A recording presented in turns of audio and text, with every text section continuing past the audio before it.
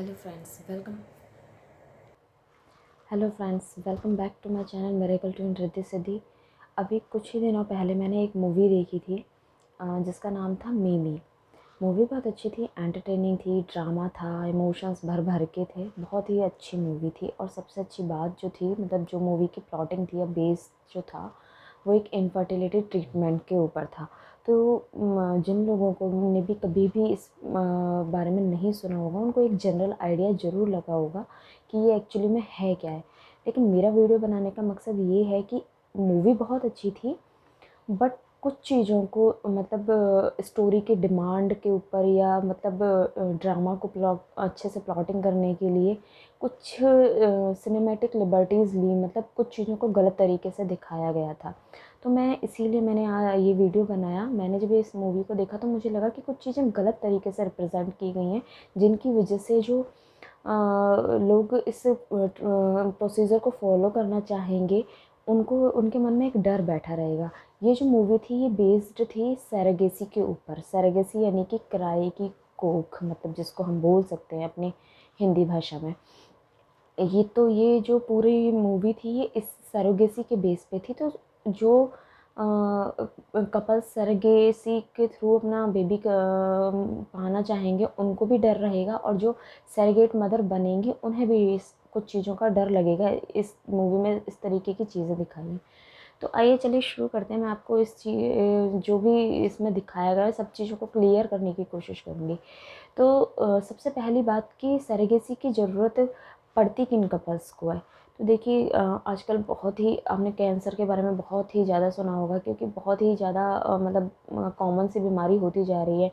आप हर 10 या 15 लोगों में से आपको एक एक घर में आपको किसी न किसी रिलेटिव या मतलब उनके नोन में आपको पता चल ही जाएगा। 10-15 घरों में एक बंदा तो आपको मिल ही जाएगा जिसको कैंसर हो। तो और लेडीज़ में सबसे कॉमन होता है यूट्रस का कैंसर, यानी कि बच्चेदानी या गर्भाशय का कैंसर। तो जिन भी लेडीज़ में गर्भाशय का कैंसर हुआ है, तो वो अपनी कोख में अपना बच्चा कैरी नहीं कर सकती हैं। या किसी को टीबी यानी कि ट्यूबरकुलोसिस हुआ है यूट्रस में, तो उसकी वजह से क्या होता है, जो गर्भाशय है यानी कि जो बच्चेदानी है, उसकी जो अंदर जो लेयर होती है वो पूरी एकदम एक मतलब पूरी तरीके से ख़राब हो जाती है। तो वहाँ पे भी बच्चे को कैरी नहीं किया जा सकता है। इसके अलावा मतलब पूरे वर्ल्ड वाइड में ऐसा है कि मतलब 4 से 5 हज़ार लड़कियों में से जो पैदा होती हैं, उनमें से एक लड़की ऐसी होती है जिसके अंदर यूट्रस होता ही नहीं है, मतलब बाय बर्थ नहीं होता, वो बिना यूट्रस के पैदा होती है। तो उन बच्चों या लड़कियों को कितना भी ट्रीटमेंट या मेडिसिन्स दिए जाएँ, उससे गर्भाशय को उत्पन्न नहीं किया जा सकता है। तो उन लेडीज़ के लिए या उन लड़कियों के लिए भी जो ये सैरेगेसी है, ये बहुत अच्छा एक उपाय होती है अपना खुद का बच्चा पाने के लिए। तो इस तरीके के मतलब केसेस में ज़रूरत पड़ती है सैरेगेसी की। इसके अलावा अगर किसी को हार्ट डिज़ीज़ है या किडनी का कोई डिसफंक्शन है, जिसकी वजह से भी ऐसा होता है कि वो बच्चे को डॉक्टर सलाह देते हैं कि आप अपना बच्चा खुद कैरी नहीं कर सकते, तो उसके लिए आपको सैरोगेट मदर चूज़ करने का ऑप्शन दिया जाता है। देखिए इस मूवी के अंदर एक चीज़ बिल्कुल सही दिखाई है कि जो बच्चा है वो अपने बायोलॉजिकल पेरेंट की तरह दिखाई देता है। बायोलॉजिकल पेरेंट का मतलब जिनका बच्चा है उन्हें मैं बायोलॉजिकल पेरेंट कह रही हूँ, और जो उस बच्चे को अपने पेट में कैरी कर रही है मदर, उसको मैं सरेगेट मदर कह रही हूँ। तो इस मूवी में ये सही दिखाया है कि जो बच्चा है ना, वो हमेशा अपने पेरेंट जैसा दिखता है, मतलब अपने बायोलॉजिकल पेरेंट्स के जैसा ही दिखता है। मतलब मूवी के अंदर क्या होता है, जो बच्चा होता है वो फॉरेन कपल्स का होता है। तो कीर्ति सेनन हैं जो फिल्म की लीड एक्ट्रेस है, उन उन वो जो बच्चा पैदा करती हैं वो बिल्कुल फॉरेनर की तरह ही दिखता है। तो ये मूवी में बिल्कुल सही दिखाया गया है। इसके अलावा कुछ जैसे कि मतलब ऐसी जैसे कैंसर की वजह से यूट्रस रिमूव हो गया है, तो वो लोग भी अपना कैरी नहीं कर सकते। इसके अलावा अभी आपने बहुत सुना होगा कि बहुत जल्द मतलब किसी किसी को मिसकैरेज की प्रॉब्लम होती है, मिसकैरेज हो जाता है या अबॉर्शन हो जाता है, 5 महीने से आगे जाके बच्चा टिकता ही नहीं है गर्भ के अंदर या बच्चेदानी में, तो उन केसेस में भी सरेगेसी की ही हेल्प लेनी पड़ती है, क्योंकि एक टाइम बाद जाके आपका जो गर्भाशय है वो इतना कमज़ोर हो जाता है बार बार के मिसकैरेजेस और एबॉर्शन से, कि उसका मुँह जो गर्भाशय है उसका मुँह बहुत जल्दी खुल जाता है, जिसकी वजह से बच्चे को कैरी करने में परेशानी आती है। तो इन केसेस में सरेगेसी जो होती है वो बहुत ही ज़्यादा हेल्पफुल वे हो जाता है वे हो जाता है। इसके अलावा मूवी के अंदर जो दिखाया गया है कि एक फ़ॉरेन कपल्स इंडिया के अंदर आते हैं और वो अपने बच्चे को कैरी करने के लिए एक फ़िज़िकली फ़िट खूबसूरत लड़की को की तलाश करते हैं, और उनका मतलब जो कहना होता है कि एक अगर एथलीट अगर पर्सन एथलीट सरेगेट मदर अगर उन्हें मिलेगी तो वो ज़्यादा अच्छा होगा, क्योंकि उससे उनका बच्चा हेल्दी रहेगा। देखिए ये बिल्कुल गलत है। किसी भी लेडी को सरेगेट मदर बनने के लिए उसका एथलीट होना, उसका फिज़िकली फ़िट होना, फिज़िकली फ़िट होना एक हद तक ज़रूरी है, बट उसका खूबसूरत होना या एथलीट होना बिल्कुल भी ज़रूरी नहीं है। किसी भी लेडी के लिए अगर सरेगेट मदर उसको बनना है तो उसके लिए सबसे इम्पॉर्टेंट 2 चीज़ें होती हैं। पहला कि उसका जो यूट्रस है यानी कि उसका जो गर्भाशय है वो एकदम स्वस्थ होना चाहिए, उसके अंदर कोई भी किसी भी तरीके की कोई बीमारी नहीं होनी चाहिए। इसके अलावा जो सरेगेट मदर है वो मैरिड होनी चाहिए और उसका खुद का एक हेल्दी डिलीवर्ड बेबी होना चाहिए, जो कि मूवी में बिल्कुल नहीं दिखाया है। जो हीरोइन है कीर्ति सनन है वो अनमैरिड गर्ल है और बिना किसी कंसेंट के वो मतलब बच्चे को कैरी करती है, जो कि बिल्कुल इलीगल है। जी हाँ, इंडिया के अंदर सेरेगेसी के लिए भी इंडियन लॉज हैं जिनको फॉलो करना होता है आपको। तो जो लॉ है अपने यहाँ सेरेगेसी का, उसके अकॉर्डिंग कोई भी अनमैरिड और अनडिलीवर्ड लड़की जो है वो सरेगेट मदर नहीं बन सकती है। तो ये चीज़ मूवी के अंदर बिल्कुल गलत दिखाई है। दूसरा उन्होंने ये दिखाया है कि जो कीर्ति सनोन है जो हीरोइन है वो मतलब बिना किसी को बताए अपने घर में किसी को भी बताए बिना वो बच्चे को कंसीव कर ले मतलब बच्चे को कैरी करने लग जाती है।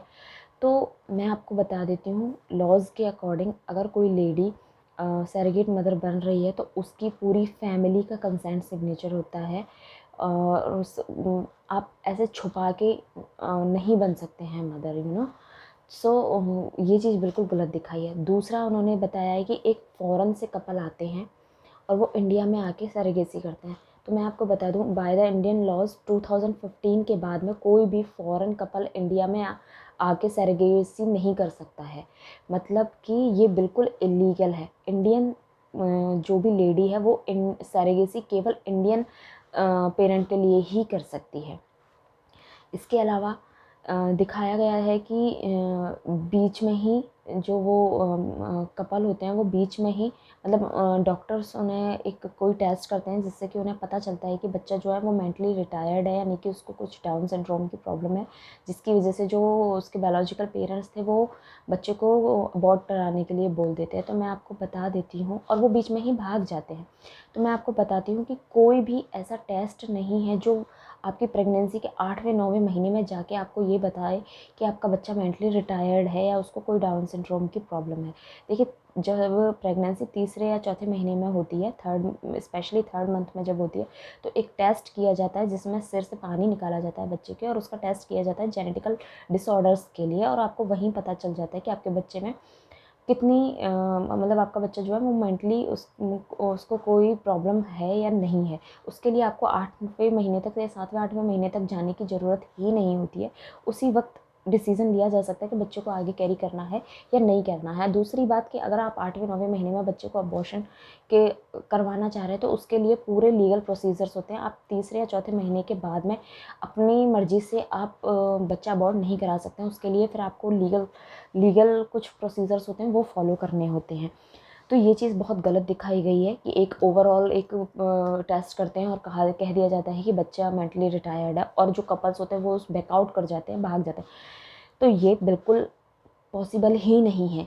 अगर कोई भी कपल मतलब कोई भी कपल है वो सरेगेसी करवाता है तो उसको वो जब तक बच्चा पैदा नहीं हो जाता है और उसको बच्चे को उसे हैंडओवर नहीं कर दिया जाता, तब तक वो बैकआउट नहीं कर सकता, भाग नहीं सकता है, क्योंकि एक लीगल एग्रीमेंट सिग्नेचर होते हैं जिसके अंदर अगर मान लीजिए किसी प्रॉब्लम की वजह से या कोई किसी हादसे की वजह से जो बायोलॉजिकल पेरेंट है उनकी डेथ हो जाती है, तो भी फैमिली से किसी एक लोकल गार्डियन का कंसेंट सिग्नेचर होता है एग्रीमेंट के ऊपर, जो इस चीज़ के लिए अप्रूवल देता है कि अगर जो बायोलॉजिकल पेरेंट्स हैं उनको कुछ प्रॉब्लम हो जाती है, अगर वो उन्हें कुछ दिक्कत हो जाती है, तो वो उस बच्चे को कैरी करेगा। इसके अलावा जो मोनेटाइज मनी है, मतलब जो उसको पैसे देने के बारे में जो बातें हुई हैं, वो जो पैसा है वो भी सैरोगेट मदर को प्रोवाइड करेगा। तो इसलिए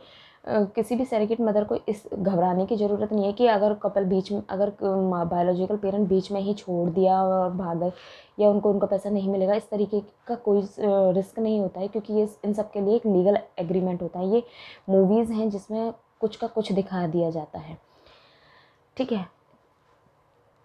इसके अलावा सरेगेट मदर बनने के लिए आपकी जो आइडियल एज होनी चाहिए वो 21 ईयर्स से लेके 35 टू 45 होती है। देखिए मैंने बहुत इसके बारे में सर्च किया था, तो मुझे कई जगह पर इसकी जो मैक्सिमम एज है वो 35 मिली और कई जगह पर 45 मिली। तो एग्जैक्टली मैं नहीं बता सकती हूँ कि, लेकिन हाँ 21 इसकी मिनिमम एज है और मैक्सिमम आप 35 टू 45 तक जा सकते हैं, ठीक है।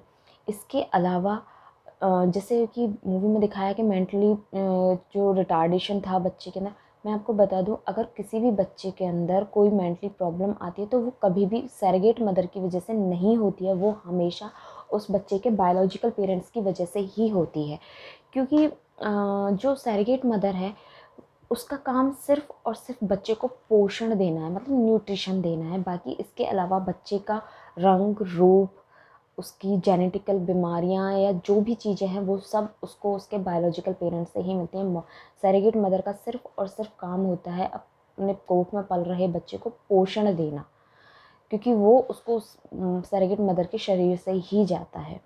इसके अलावा ये रूल है कि भाई कि मतलब अनमैरिड लड़की जो है वो सैरोगेट मदर नहीं बन सकती है और उसका एक हेल्दी और लिविंग चाइल्ड होना ज़रूरी है। इसके अलावा उसकी जो लास्ट प्रेगनेंसी है वो भी मतलब बिल्कुल नॉर्मल होनी चाहिए। नॉर्मल इन द सेंस कि उसकी थ्रू आउट द प्रेगनेंसी उसको कोई बहुत ज़्यादा कॉम्प्लिकेशंस नहीं होनी चाहिए, जैसे कि बीपी की प्रॉब्लम है या इस तरीके की कोई भी प्रॉब्लम नहीं होनी चाहिए। नेचुरल और नॉर्मल उसकी प्रेगनेंसी रहनी चाहिए और बच्चा जो है वो एकदम हेल्दी होना चाहिए, ठीक है। इसके अलावा मूवी में दिखाया गया था कि जब वो लोग सैरोगेट मदर की सर्च कर रहे होते हैं तो एक लेडी उन्हें मिलती है जिसके 12 बच्चे होते हैं। तो वो लोग कहते हैं कि जिसको 12 बच्चे हैं वो बहुत, तो मैं आपको बता दूं यहाँ पे भी लिमिटेशन है। ऐसा नहीं है कि किसी के 4 5 6 बच्चे हैं तो वो सैरोगेट मदर बन सकती है, जी नहीं।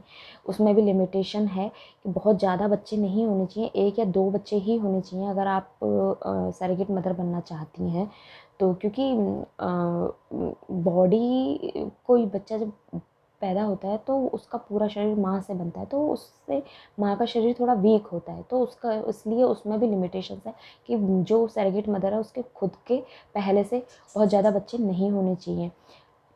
और इसके अलावा इसका ये भी रीज़न है क्योंकि जब कोई अनमैरिड लड़की जो होती है वो अगर सैरोगेट मदर बनती है तो उसकी वजह उससे क्या होता है कि वो फर्स्ट टाइम प्रेग्नेंट होती है, तो उससे उसका जो इमोशनल जो अटैचमेंट है वो बच्चे से लग बन जाता है, क्योंकि वो पहले से अनडिलीवर्ड होती है।